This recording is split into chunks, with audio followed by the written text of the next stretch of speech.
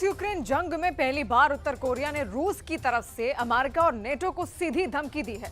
उत्तर Korea ने साफ कहा है कि पश्चिमी देश एक आत्मघाती विनाशकारी जंग की तरफ बढ़ रहे हैं। तो वहीं दूसरी तरफ ज़ेलेंस्की का साफ कहना है कि अगर 20 जनवरी 2025 तक हमारी मदद नहीं हुई तो नाटो बाद में नगाड़े बजाता रह जाएगा और पुतिन यूक्रेन को रौंदते हुए कब्जा कर लेंगे।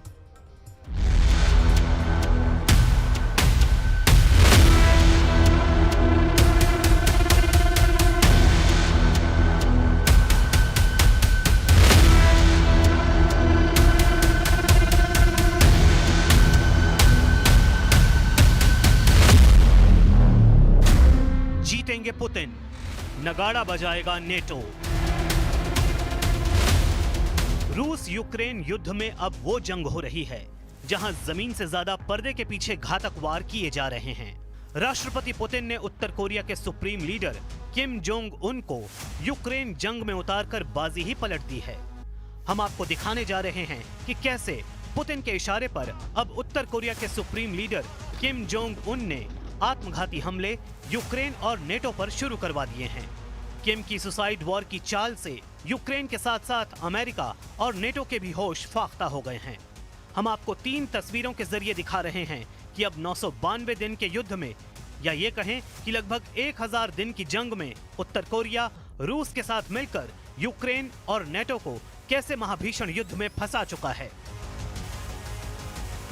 इन 3 तस्वीरों में रूस यूक्रेन जंग का वो सच छिपा है जिसने ज़ेलेंस्की के प्राण सुखा दिए हैं, जबकि लंबी जंग से बौखला चुके पुतिन के लिए ट्रंप किसी रामबाण से कम साबित नहीं हो रहे हैं।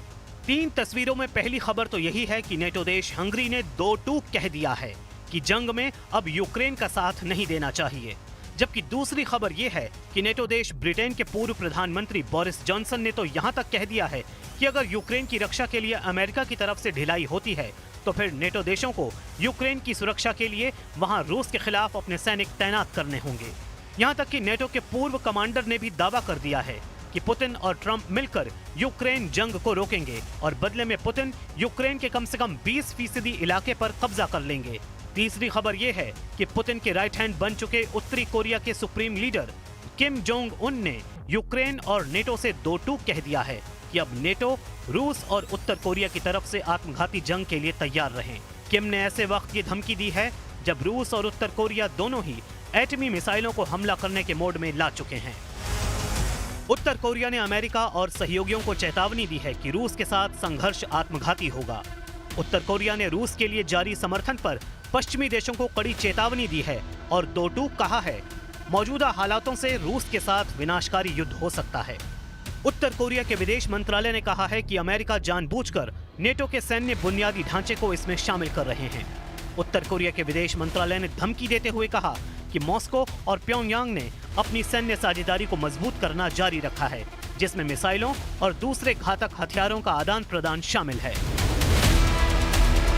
Western partners, the voice of global South and China is not so loud as it has to be now about North Korean contingent on the territory of Russia. I think it's very dangerous. It opens the new page in this. इधर दूसरी तरफ Putin और किम के plan से Zelensky बुरी तरह से घबरा गए हैं।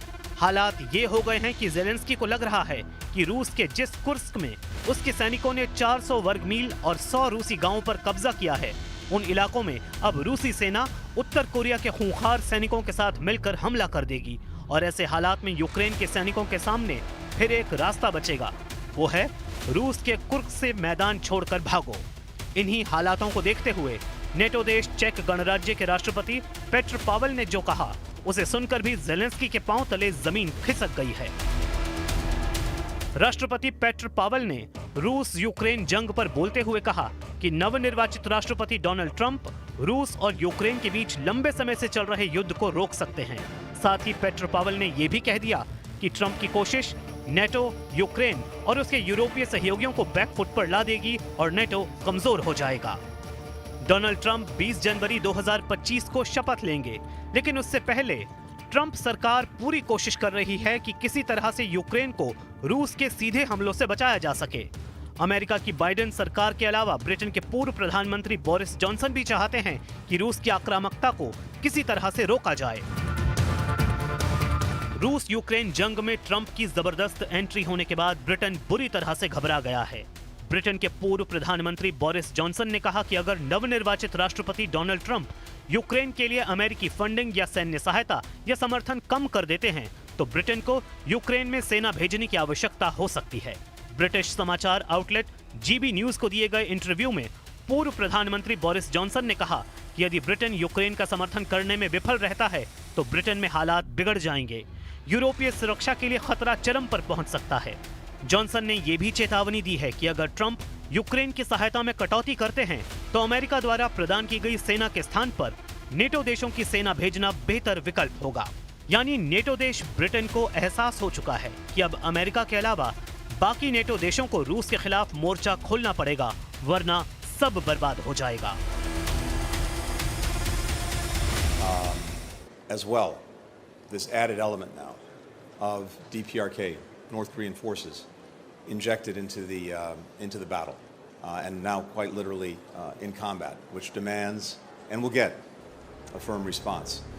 मौजूदा हालात में दावे किए जा रहे हैं कि रूस यूक्रेन के कुल भूभाग के 20% इलाकों पर पूरी तरह से कब्जा कर चुका है, या कहें कि पुतिन ने यूक्रेन के 20% इलाके को जीत लिया है, जबकि ज़ेलेंस्की को अब फिक्र है कि पुतिन से यूक्रेन के बचे हुए 80% इलाके को कैसे बचाया जाए। ज़ेलेंस्की और नेटो के लिए अमेरिका के नवनिर्वाचित राष्ट्रपति डोनाल्ड ट्रंप इस वक्त किसी यमराज से कम नहीं हैं। ट्रंप ने साफ कर दिया है कि वो ना तो रूस यूक्रेन जंग में नेटो का साथ देंगे और ना ही यूक्रेन को अब और सैन्य मदद और घातक हथियार देंगे। ऐसे हालात में अब नेटो में ही फूट पड़ चुकी है। हालात ये हो गए हैं कि अब नेटो यूक्रेन की हार देखने को तैयार होने लगा है, या कहें कि यूक्रेन की हार के लिए नेटो ने भगोड़े फॉर्मूला पर काम करना शुरू कर दिया है, जबकि पुतिन को लगता है कि अब 1000 दिन से चली आ रही जंग अब वो 1 महीने में पूरी तरह से जीत लेंगे। अमेरिकी सैन्य सहायता यूक्रेन के लिए बेहद जरूरी है और यूरोपीय देशों को अमेरिका के बिना यूक्रेन की सैन्य मदद करना लगभग असंभव हो जाएगा। इसी गंभीर खतरे को लेकर रॉयल यूनाइटेड सर्विसेज इंस्टीट्यूट के पूर्व महानिदेशक प्रोफेसर माइकल क्लार्क ने साफ कहा, बहुत दुख की बात है कि नेटो और पश्चिम देश यूक्रेन के साथ विश्वासघात के लिए खुद को तैयार कर रहे हैं। नेटो अब हारते हुए यूक्रेन को देखने के लिए मजबूर होगा।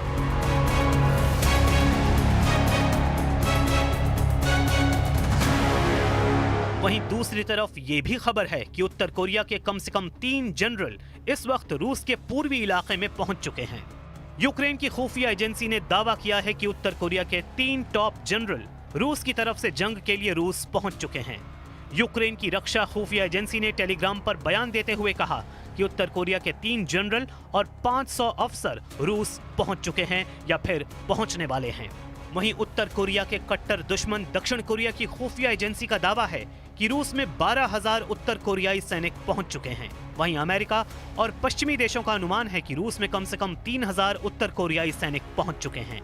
जापान के क्योडो न्यूज ने भी दावा किया है कि उसे यूक्रेनी सैन्य खुफिया इकाई से पता चला है कि लगभग 2,000 उत्तर कोरियाई सैनिक यूक्रेनी सीमा के पास पश्चिमी रूस में तैनात किए जा चुके हैं।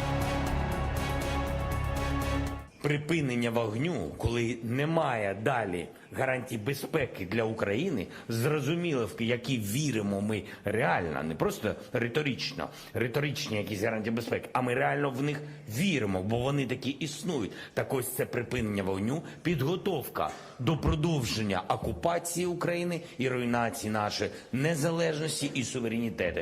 Ось що таке сьогодні сісфаєр. कुल मिलाकर हालात ये हो गए हैं कि अब ज़ेलेंस्की का यूक्रेन चारों तरफ से घिर चुका है। रूस और उत्तर कोरिया के सैनिकों ने यूक्रेनी सेना पर हमले तेज कर दिए हैं, जबकि दूसरी तरफ पुतिन और ट्रंप की नजदीकियों की वजह से यूक्रेन और नेटो अब विनाशकारी युद्ध की चपेट में आ चुके हैं।